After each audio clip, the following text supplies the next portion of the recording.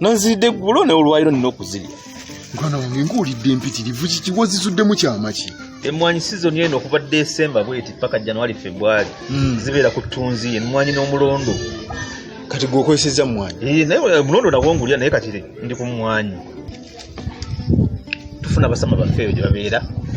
December ne bakola ki? Ne bakomawo. Kati bakomawo.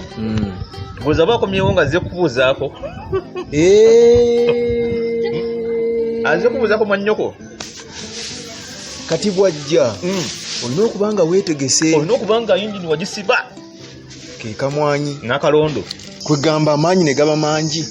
Olina okusiba yingini amaanyi ne gabeera mangi bwe kyoba olina okumanya nti omwana talina kutuuka wano ate n'omumanyiri obudde. Olina okuba nga osaza kimu. Osaza kimu osabula busabuzi. Nanzidde eggulo ne olwaliro nina okuzirya.